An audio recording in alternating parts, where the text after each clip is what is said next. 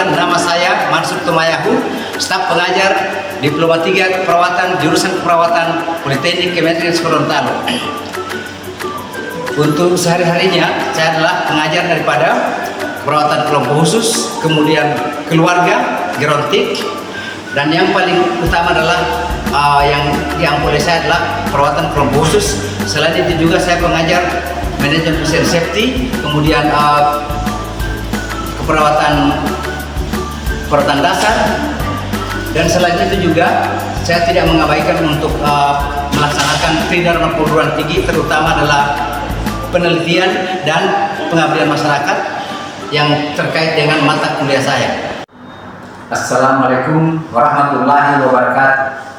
Perkenalkan, nama saya Mansur Tumayahu, pengampu mata kuliah perawatan kelompok khusus dengan jumlah SKS 2 SKS, terdiri dari 1 SKS teori dan 1 SKS praktek lapangan.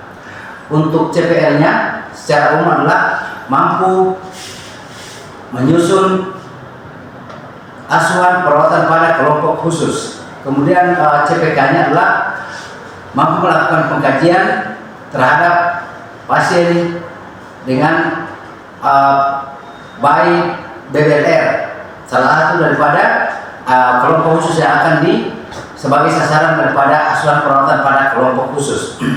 Selanjutnya kita akan masuk pada pembelajaran pada hari ini mengenai pertemuan ke-9 sesuai dengan RPS yang kemarin saya sudah jelaskan pada pertemuan pertama, yakni pertemuan 9-10 itu adalah asuhan perawatan pada kelompok khusus.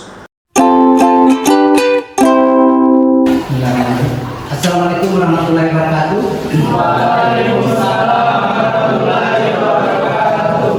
Dan selamat sore. Salam sejahtera untuk kita semua. Syukur alhamdulillah pada sore hari kita bisa berkumpul di tempat ini guna pembelajaran untuk mata kuliah perawatan kelompok khusus. Sebelum itu saya akan memperkenalkan nama dulu. Nama saya Mansur Tumayahu. Kebetulan saya pengampu mata kuliah perawatan kelompok khusus dengan bersama tim dengan Pak Ahmad Aswad. Dan untuk hari ini kita akan membahas pertemuan ke-9 setelah kemarin pertemuan ke-8 adalah ujian tengah semester. Kemudian deskripsi mata kuliah ini sudah saya ajarkan atau saya sudah jelaskan pada pertemuan pertama dan kedua yang lalu, sehingga pertemuan hari ini kita langsung saja untuk membahas pertemuan ke-9 tentang bagaimana asuhan perawatan pada kelompok khusus di masyarakat.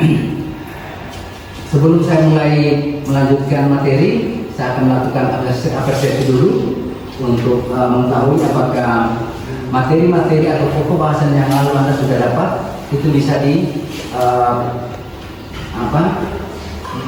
dijelaskan lagi pada hari ini agar supaya lebih menguatkan kita untuk belajar apa itu asuhan perawatan kelompok khusus.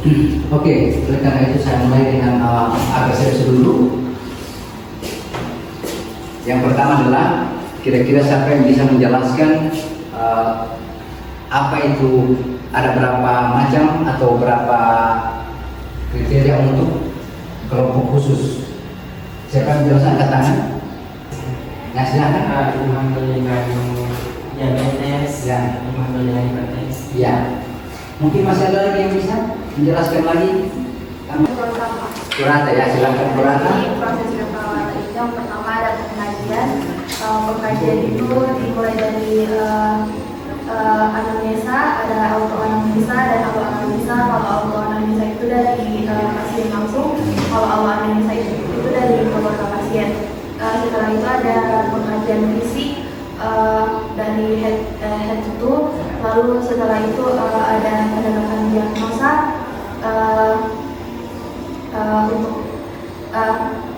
Sebelum penegakan diagnosa itu data diklasifikasikan dulu menjadi data subjektif dan data objektif, lalu ditegakkan diagnosa menggunakan tes, problem etiologi dan simptom, lalu ada intervensi, implementasi dan evaluasi. Sudah betul itu ya? Oke. Ya. Bagus untuk apresiasinya. Jadi saya harap teman-teman bisa lebih memperhatikan lagi bagaimana caranya. Karena apa? Tugas kita adalah bagaimana melaksanakan sebagai provider, sebagai pemberi pelayanan asuhan perawatan, sehingga proses perawatan itu harus kita kuasai dengan baik. Belum lebih lengkap itu. Lebih lengkap lagi itu adalah misalnya diagnosis perawatan terdiri dari apa saja, datanya seperti apa, dan tanah utama bagaimana, ciri-cirinya, kemudian intervensi apa, kemudian evaluasinya harus menggunakan apa. Kalau evaluasi proses perawatan menggunakan SOAP. Itu S subjektif, objektif, kemudian assessment dan planning. Nah, itu harus kita tahu bagaimana itu menulis assessment, bagaimana itu menulis planning. Tidak sama yang menulis planning dan assessment itu. Oke.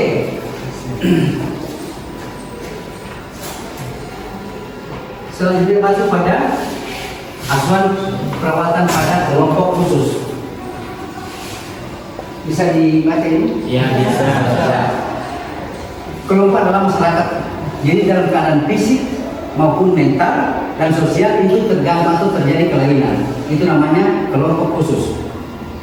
Tadi dan kemarin sudah diberikan teorinya, dengan kita berikan bantuan asuhan perawatan itu diharapkan agar supaya mereka punya masalah itu bisa teratasi walaupun hanya sebagian, seperti itu ya.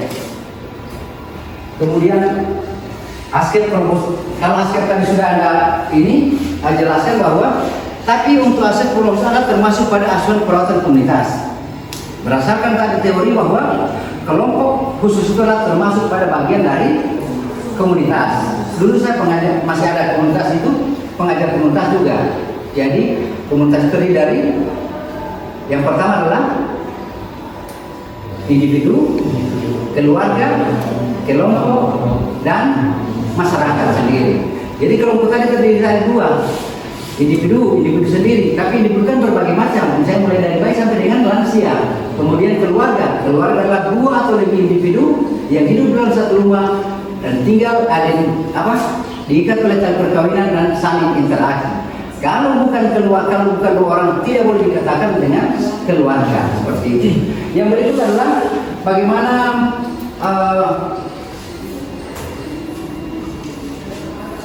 sasaran atau target. Jadi kalau di perawatan komunitas itu yang pertama adalah sasaran promotif, target pelayanan, promotif, preventif, kuratif, dan rehabilitatif. Untuk review bagi anak-anak supaya bisa ingat lagi bahwa kalau promotif itu seperti apa artinya. Promotif sampai bisa jelaskan promotif, promosi, dalam kata promosi. Promotif itu adalah apa? Pencegahan. Baru kalau misalnya preventif apa? Promotif, preventif, kuratif, dan rehabilitatif. Pencegahan. Apa satu lagi? Preventif apalah? Belum pernah belajar? Sudah. Tidak mungkin tidak dibahas. Apa? Peningkatan. Jadi meningkatkan. Ya, tahu nggak? Anda sudah tahu, cuma mungkin sudah lupa atau ditutup oleh informasi lain. Jadi berikut kuratif. Kuratif adalah pengobatan, rehabilitasi atau rehabilitatif, jadi pemulihan. Jadi itu apa? Tapi yang paling utama adalah kalau di masyarakat itu adalah dua itu, promotif dan preventif. Tidak boleh, tidak harus mengabaikan dengan tidak mengabaikan kuratif dan rehabilitatif. Tadi stroke kan, kalau stroke dibawa ke rumah sakit itu akan dikembalikan ke rumah sakit, ke puskesmas, itu jadi rawatan rumah. Itu. Jadi ada kalau saya sudah kerja di rumah sakit, misalnya ada rujukan stroke dari puskesmas, kemudian Anda rawat, setelah Anda balik harusnya Anda pantau sampai di rumah. Oleh karena itu salah satu yang harus ditahu adalah alamat pasien. Seperti itu. Kita angkat dan bicara sifat dan beratnya masalah. Tingkat bahaya yang mengancam kelompok, artinya yang mengancam kehidupan. Tadi saya sudah bilang kemungkinan masalah teratasi dan tersedianya sumber daya. Dan itu sumber daya. Kalau keluar nanti dan di kelompok atau bisa di gerotik, itu Anda harus bagaimana melihat sumber daya keluarga, kelompok maupun lansia. Karena sumber daya itu akan kita gunakan untuk bagaimana mengatasi masalah si Karena di dalam asuhan perawatan keluarga itu ada pembenaran. Dia mempunyai kerjaan, oleh karena itu dia mudah untuk mengatasi masalah. Oke? Dengan sumber daya yang dia miliki, dia bisa mampu untuk membawa keluarganya sampai rumah sakit walaupun sampai di Tegulan sejauh manapun, karena dia ada punya mobil seperti itu. Kalau misalnya walaupun dia punya mobil, tapi kalau misalnya tidak ada kemauan, itu pun salah satu hambatan. Oke? Ini ada rumusan diagnosis. Jadi contoh sudah yang benar ya, yang sudah saya sudah bikinkan untuk ininya agar supaya Anda tinggal berikut tinggal bagaimana cara menyusun asuhan perawatan kelompok khusus. Tapi kalau misalnya selama Anda masih duduk, silakan Anda bertanya secara insya. Risiko terjadinya apa? Contoh pada ibu anemia, kira-kira apa yang terjadi pada anemia atau ibu hamil yang anemia? Risiko terjadinya apa? Keguguran, bisa saja, atau karena anemia bisa saja pasien terjadi pendarahan. Risiko terjadinya pendarahan. Jadi pendarahan global itu ya berhubungan dengan, karena sekarang SDK itu dibuktikan dengan itu ininya. Ini ada contoh. Resiko terjadinya penyakit pada balita di RW 02 balita tadi. Dan askep kelompok khusus tidak boleh kalau satu pasien. Saya ingatkan bahwa kalau satu pasien satu bayi tidak boleh. Kelompok asuhan perawatan bisa dibuat kalau 2 atau lebih individu yang menderita penyakit yang sama. Oleh karena itu di dalam ini kita harus menggunakan persen. Contoh, misalnya ada bayi di kelurahan atau di desa A, bayi 20 orang, yang BBR 3 orang. Lahir berat itu adalah bayi berat badan lahir itu adalah 3 orang. Berapa persen ini dari 3/20 kali rumus untuk menghitung persen adalah, dan Anda bisa gunakan untuk penelitian nanti, karena tulis P sama dengan F per N kali 100. Itu rumus dari persen. P sama dengan F per N kali 100. F adalah sampel, tadi adalah total populasi. Sudah? Jadi 20 ini adalah total populasi. Sedangkan sampelnya atau respondennya adalah 3. Jadi dihitung 3 per 20 kali 100 sama dengan berapa persen? 15. Ya? 3 kali 100, 300 ya? Bagi 20 berapa? 16? 15 persennya. Betul? Jadi 15%. Ya, dan itulah akan dijadikan askepnya. Nanti itulah dibicarakan terus. Yang pertama, dari 20 bayi ada 15% menderita mengalami BBLR. Baru BBLR misalnya. Ini berat badan ya. Contoh.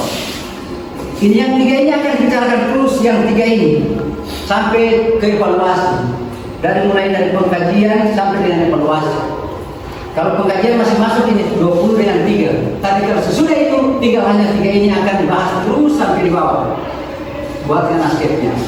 Oleh karena itu pada balita ini ya, diinvestasikan dengan cakupan imunisasi rendah. Tadi saya bilang imunisasi itu termasuk pada satu yang bisa dijadikan asuhan perawatan masalah, keperawatan kelompok khusus.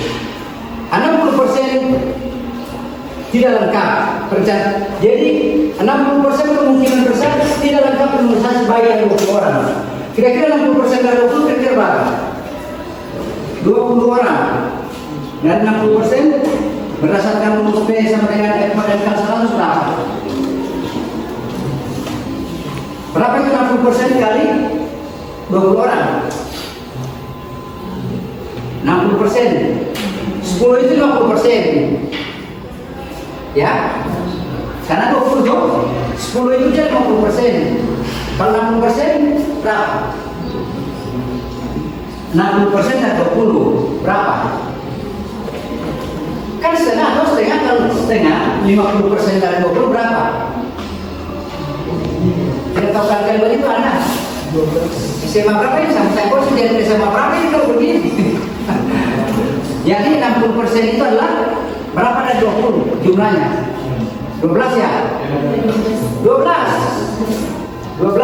Jadi 12 kali 60 sama dengan 20. Oke? Berikut, dalam penyusunan keperluan kelompok harus memperhatikan yang pertama adalah keterlibatan pengurus. Jadi pengurus itu harus dilibatkan atau pengurus panti harus dilibatkan. Jangan unik. Kemarin itu ditanyakan apakah ibu dipanggil oleh perawat ini. Ada pasien satu yang meneliti di gereja Nahdlatul Lansia. Saya bilang ini selalu diundang untuk melakukan ini pemeriksaan pada pasien dan tidak. Seharusnya Anda harus melakukan sama-sama dengan pasien, dengan petugas. Berikut keterpaduan dengan pelayanan serta seperti sumber daya manusia, sarana dan biaya. Berikut kerjasama lintas program. Tadi saya sudah bilang kerjasama lintas program dan sektoral. Jadi Anda harus tahu, misalnya sementara ini kan kita yang mungkin lintas program dan lintas sektor.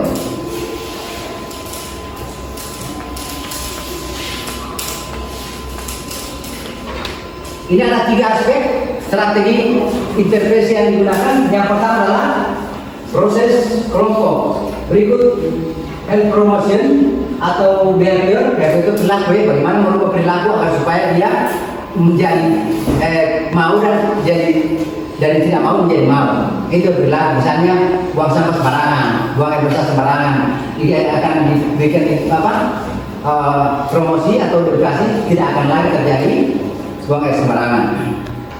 Partnership itu adalah kerjasama. Bagaimana menjadikan masyarakat itu sebagai teman atau teman kerja atau partner supaya dia tidak merasakan bahwa cuma orang gitu. Berikut pelaksanaan atau implementasi. Yang adalah pada dasarnya implementasi adalah melaksanakan seluruh intervensi yang sudah direncanakan. Kalau intervensi silakan Anda menyusun rencana sampai sebanyak-banyaknya 50 boleh. Tapi itu harus diperhatikan kalau pada saat pelaksanaan implementasi. Kalau yang dilaksanakan silakan, kalau tidak dilaksanakan tidak usah. Tapi berdasarkan sumber daya, jangan paksakan kamu kalau menjadi masyarakat, harus masuk ibu, harus ini tidak boleh, karena kasihan untuk masyarakat. Berikut evaluasi adalah seluruh rangkaian proses itu sudah dilaksanakan, kita akan evaluasi, tapi dia berdasarkan narasi.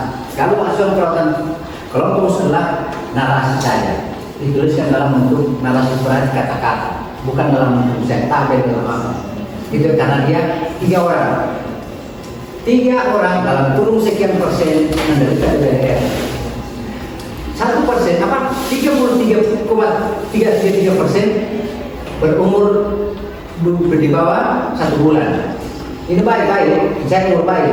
Umur baik kita kategorikan misalnya yang 2 lebih dari 1 bulan dan yang 33,5% itu harus di bawah 1 bulan. Seperti ini untuk kelompok khusus nanti akan ada contoh saya kasih untuk asuhan perawatan kelompok khusus.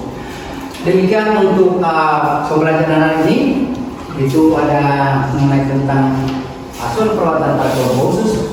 Dan selanjutnya saya beri kesempatan kalau ada bertanya, silakan bertanya supaya saya bisa menjelaskan. Ada pertanyaan? Satu saja, silakan bertanya satu saja. Silakan aku bertanya. Silakan bertanya. Cantik, pertanyaannya tidak. Silakan tidak ada bertanya. Tidak ada. Kamu? Siapa? Jelas ya. Kalau sudah jelas ya, sudah jelas. Kalau sudah jelas, saya akan ingin bertanya. Coba si Dita ini tadi teman saya dulu dari Bagasian, mungkin belum makan. Kita kira-kira bisa dijelaskan mengenai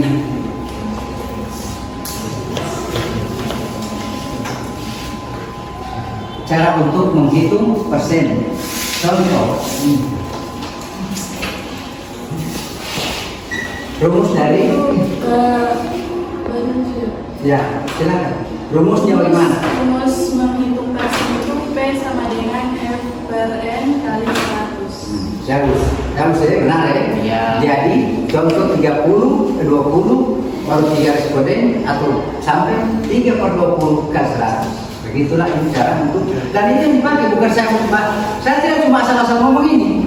Itu akan digunakan pada saat kita akan melakukan membuat asuhan perawatan kelompok khusus. Yang berikut lagi, coba Rian, kalau pelayanan kegiatan pelayanan di masyarakat kelompok khusus itu apa saja? Siapa yang tahu? Siapa yang bisa menjelaskan pelayanan? Kegiatan pelayanan dilakukan itu apa saja? Dalam bentuk apa saja? Tadi sudah ada tuh, sudah berapa banyak kan saya sebut? Siapa? Baru? Kurasi dan keren. Nah, jadi ada dua yang utama. Yang pertama promotif dan preventif, dan tidak mengabaikan kuratif dan penguatan, tetap ada penguatan. Oke, dengan demikian kita akhiri pertemuan pada hari ini. Terima kasih atas perhatian semuanya. Saya ucapkan terima kasih. Assalamualaikum warahmatullahi wabarakatuh.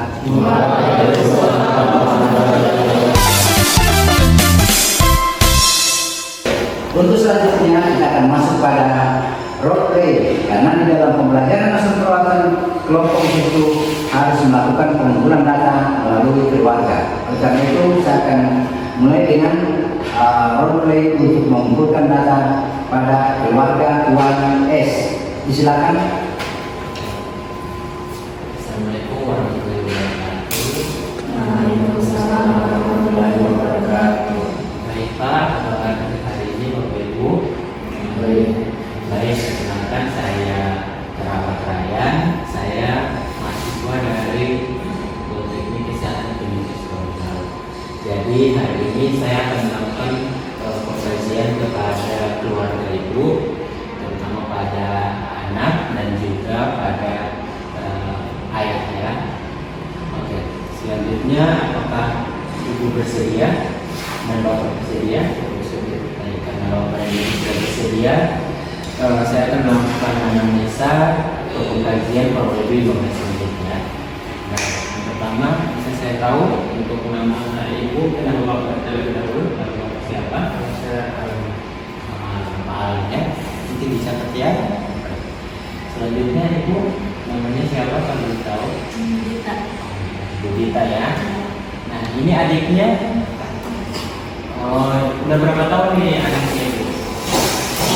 3 ya. Iya. Terus ini bapaknya ya? Iya, Pak.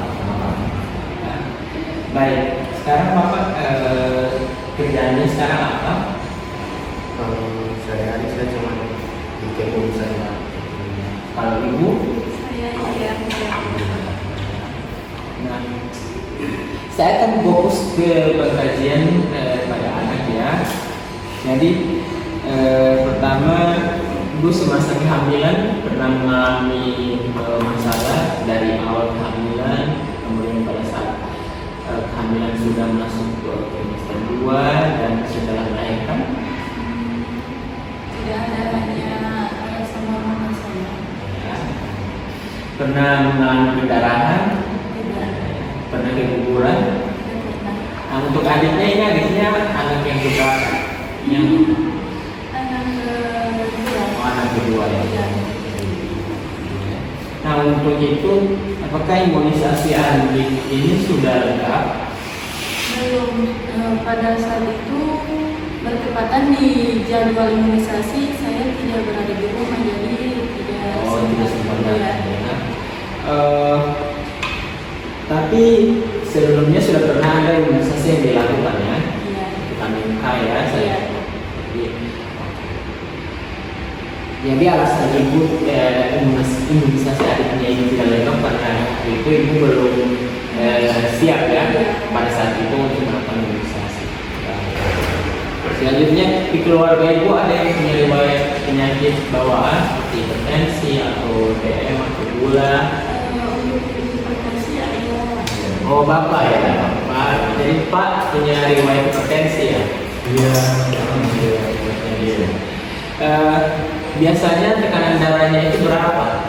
Terakhir momen itu saya itu menceritakan dari puskesmas itu 160 Oh iya, sebelumnya sudah pernah melakukan pengobatan di rumah sakit atau di puskesmas? di puskesmas hanya dikasih obat. Nah, dikasih obatnya itu diminum rutin atau hanya ketika muncul gejala hipertensi baru diminum? Tidak diminum.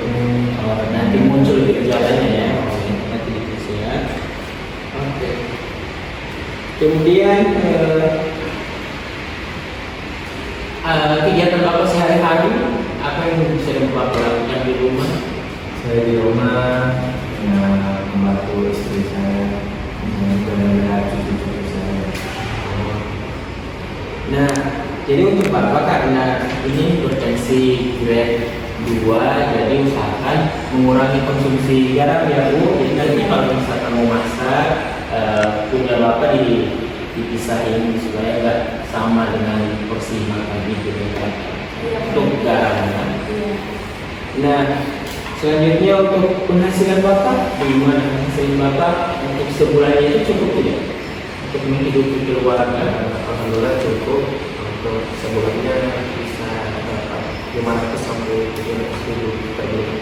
Oh, boleh. Nah, selanjutnya kegiatan religi yang biasanya Bapak Ibu lakukan, karena Bapak Ibu itu seorang Muslim ya, dalam Islam. Nah, sebagai seorang Muslim, kira-kira kegiatan keagamaan yang dilakukan di rumah itu apa? Atau di masyarakat? Biasanya kami sekeluarga sholat bareng, sholat waktu bareng, dan kalau ada acara di masjid seperti kajian kami juga saya ikut atau memberikan sumbangan di masjid. Selanjutnya, apakah adiknya ini pernah dibawa pemeriksaan di rumah sakit atau di puskesmas? Iya, Bapak. Pernah ya. Kemudian bagaimana respon adik ketika dirawat di rumah sakit? Apakah dia takut, dia senang, atau dia menangis ketika melihat perawat? Takut ya. Baik. Selanjutnya untuk Bapak, kira-kira kalau dalam keluarga itu siapa sih yang menentukan keputusan untuk yang mengambil keputusan untuk suatu masalah? Apakah Bapak sendiri atau Bapak masih mendiskusikan dengan Ibu? Mendiskusikan dengan Ibu. Oh iya, berarti masih mendiskusikan. Tapi yang mengambil keputusan itu tetap Bapak ya. Baik. Oke, baik Bapak, mungkin itu yang bisa lakukan. Nanti selanjutnya pemeriksaan fisik akan saya lakukan setelah tugasnya saya ini ya. Baik, terima kasih Bapak Ibu atas waktunya Pak. Terima kasih ya, terima kasih ya atas waktunya. Saya dan